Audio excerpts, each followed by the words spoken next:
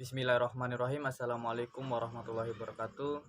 Sini kami akan mempresentasikan hasil kerja kelompok kami dengan saya sendiri, Malik Gufran, dan teman-teman saya Muhammad Fauzi Liman, Nurdiani Ahjara, dan Nunung Kurniati. Instrumen tes. Bentuk instrumen tes matematika, instrumen non-tes, dan bentuk instrumen non-tes matematika. A. Instrumen matematika. Yang pertama, penyusunan kisi-kisi tes. Tes merupakan salah satu instrumen yang digunakan untuk melakukan pengukuran. Tes terdiri atas sejumlah pertanyaan yang memiliki jawaban benar atau salah, atau semua benar atau sebagian benar. Tujuan melakukan tes adalah untuk mengetahui pencapaian belajar atau kompetensi yang telah dicapai peserta didik untuk bidang tertentu. Hasil tes merupakan informasi tentang karakteristik seseorang atau sekelompok orang. Karakteristik ini dapat berupa kemampuan kognitif atau keterampilan seseorang.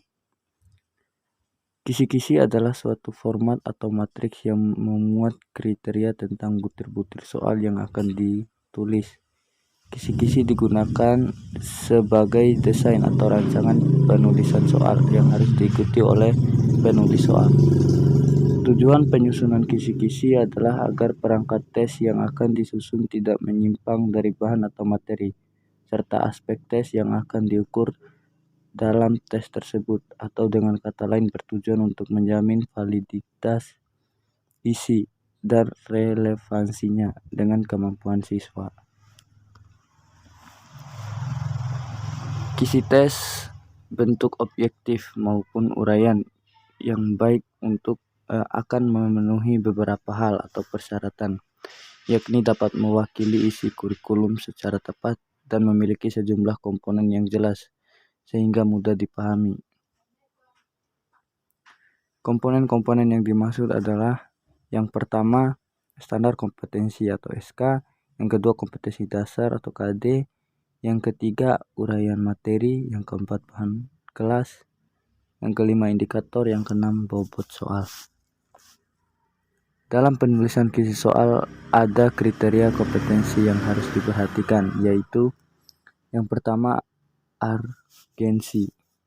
Kompetensi dasar atau indikator yang secara teoritis mutlak harus dikuasai oleh peserta didik. Yang kedua, kontinuitas.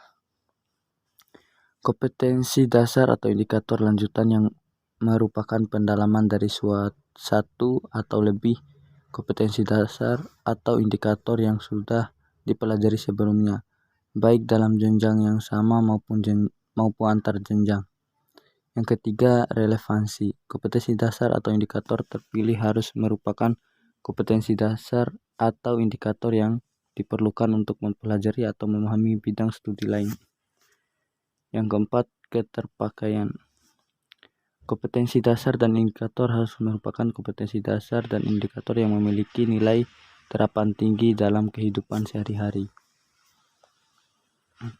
Yang kedua, menentukan bentuk tes.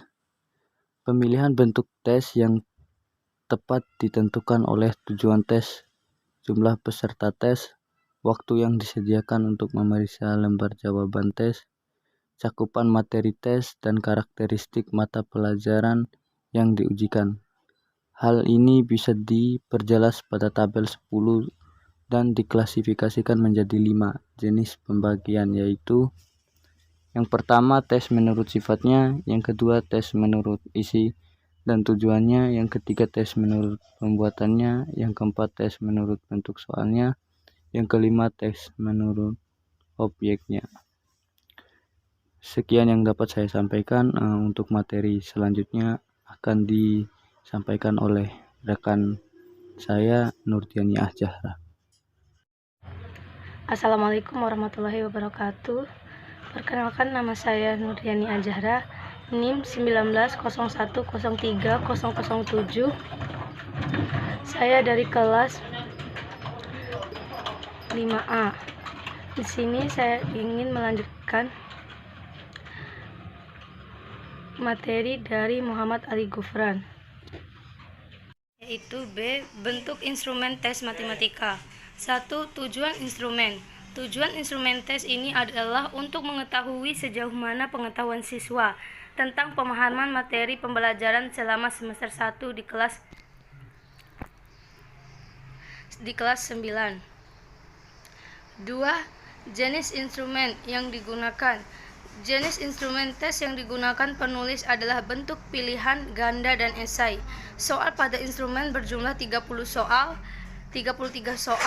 33 soal merupakan soal bentuk pilihan ganda dan 3 soal merupakan bentuk esai. Setiap soal mewakili indikator yang dikembangkan oleh guru sesuai dengan kompetensi inti dan kompetensi dasar yang ditetapkan oleh Kementerian Pendidikan. 3. Panjang instrumen. Waktu pengerjaan yang diberikan kepada peserta didik untuk menjawab soal adalah 90 menit. 4. Kisi-kisi soal atau terlampir menjadi tugas melengkapi dan menentukan ranah kognitif C1, C2, C3, C4, C5, dan C6 dan dapat mengklasifikasikan soal-soal lots, mods, dan HOTS. 5. Bentuk instrumen tes. A. Pilihan ganda. B. Esai. Perkenalkan, nama saya Nunung Kurniati, NIM 1901030212. Di sini saya akan melanjutkan penjelasan materi dari Nurdiani Azahra. C. Instrumen non-tes. 1. Pengamatan atau observasi. Pengamatan atau observasi adalah teknik penilaian yang dilakukan oleh pendidik dengan menggunakan indera secara langsung yang menginventarisasikan data tentang sikap dan kepribadian siswa dalam kegiatan belajarnya. 2. Wawancara atau interview. Wawancara merupakan teknik non-tes secara lisan. Pertanyaan yang diungkapkan pada umumnya menyangkut segi-segi sikap dan kepribadian siswa dalam proses belajarnya, sehingga dapat disimpulkan bahwa wawancara adalah cara untuk menghimpun bahan-bahan keterangan yang dilaksanakan dengan melakukan tanya jawab lisan secara sepihak berhadapan muka dan dengan arah serta tujuan yang telah ditentukan. 3. Angket atau questionnaire. Tujuan penggunaan angket atau kuesioner dalam proses pembelajaran terutama adalah untuk memperoleh data mengenai latar belakang peserta didik sebagai salah satu bahan dalam menganalisis tingkah laku dan proses belajar mereka. 4. Inventory atau inventory. Inventory pada hakikatnya tidak banyak berbeda dengan angket. Inventory mengandung sejumlah pertanyaan yang tersusun dalam rangka mengetahui tentang sikap, pendapat, dan perasaan siswa terhadap KBM. Yang kelima, daftar cek atau checklist dan daftar skala bertingkat atau rating scale. Daftar cek atau checklist adalah sederetan pertanyaan atau pernyataan yang dijawab oleh responden dengan membubuhkan tanda cek pada tempat yang telah disediakan. 6. Tes kinerja. Tes kinerja dalam hal ini adalah berbagai jenis tes yang dapat berbentuk tes keterampilan tertulis, tes identifikasi, tes simulasi, uji petik kerja, dan sebagainya. Yang ketujuh, demonstrasi.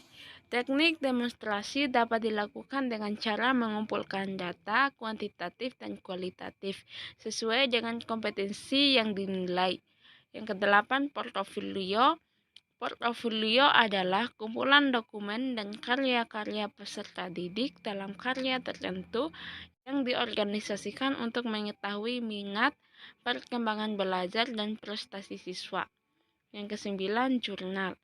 Jurnal pada dasarnya merupakan catatan siswa selama berlangsungnya proses pembelajaran, sehingga jurnal berisi deskripsi proses pembelajaran dengan kekuatan dan kelemahan siswa terkait dengan kinerja atau sikap. 10. Penilaian diri. Penilaian diri merupakan teknik penilaian yang digunakan agar peserta didik dapat mengemukakan kelebihan dan kekurangan diri dalam berbagai hal. Yang ke-11, penilaian antar teman atau teman sejawat. Penilaian antar teman ini dilakukan dengan meminta siswa mengemukakan kelebihan dan kekurangan teman dalam berbagai hal. Sekian penjelasan materi dari saya, lebih dan kurangnya saya mohon maaf. Bismillahirrahmanirrahim. Di sini saya Muhammad Fajil Iman, kelas 5A dengan NIM 1901030008. Di sini saya kelompok 3 dan saya di sini akan menjelaskan lanjutan dari teman-teman saya itu M. Ali Gufran, Nurdiani Azhara, dan Nunung Kurniati.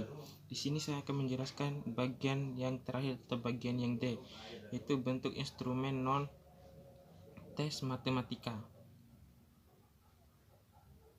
Berikut adalah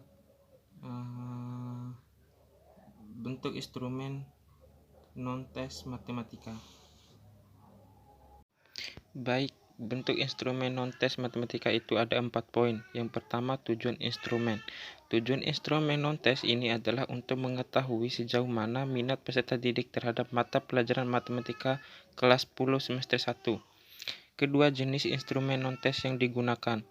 Jenis instrumen yang digunakan adalah instrumen berbentuk kuesioner. Waktu menjawab instrumen adalah 15 menit. Jumlah soal instrumen non-tes adalah 30. 17 merupakan pernyataan positif dan 13 merupakan pernyataan negatif.